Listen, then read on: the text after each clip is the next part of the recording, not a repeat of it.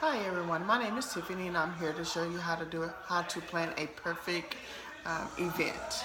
Okay, um, the events that you would like to plan are weddings, birthdays, baby showers, or even banquets. Okay, the perfect event to plan is to do it yourself. Basically, you would not have to get a wedding planner coordinator or baby shower coordinator. Just do it yourself without spending those thousands and thousands and thousands of dollars. Because if you get a planner coordinator, that is going to cost you between $15,000 to $150,000. Now, if you have that type of money to do that, then that's perfectly fine. But to do it yourself will be easy breezy, and it will be simple, easy, and less money that you would have to spend.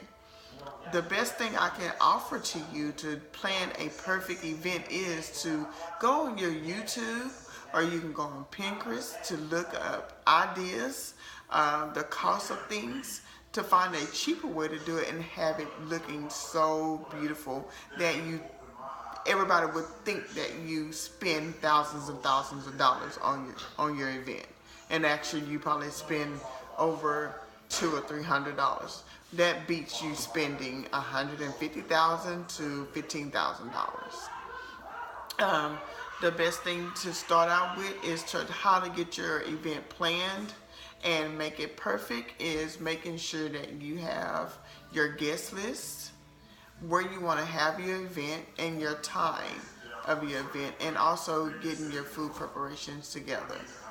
Okay? What I can also try to give you some advice on is making sure that your decorations are awesome, because that is going to be the best thing for everybody to look at when they're going to your event, and also making sure that your food tastes delicious. So it's making sure that you have someone that's going to preparate your food the best way and the right way, and making sure that your guest is going to like your food. So you need to make sure that you know what type of guests that you're inviting to do your planning event is, because everybody has different tastes, but you can also think about the guests that you're inviting, that everybody's similar and everybody might like the same thing.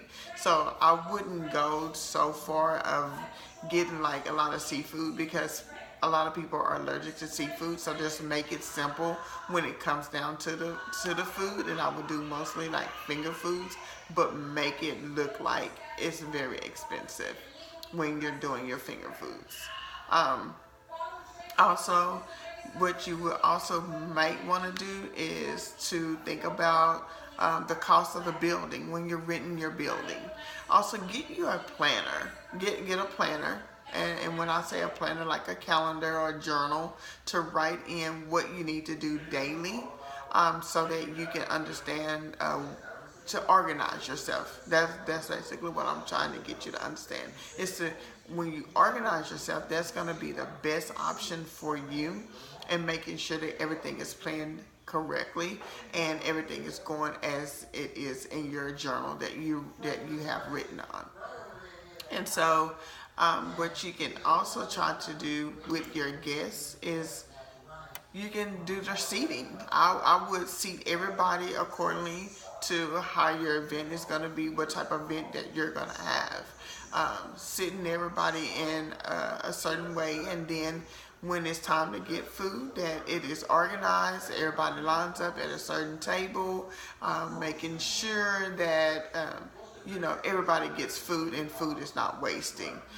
If we can go step by step with the things that I'm telling you, like making sure the time of your event is going to come out right. If you're going to do the baby shower or wedding or birthday, what kind of food would you like to serve with them? What other treats are necessary, like candy table, cakes, uh, games. If you want to do games, that would be a good idea if you're doing a baby shower. But if you're doing a wedding, of course you don't want to do any games.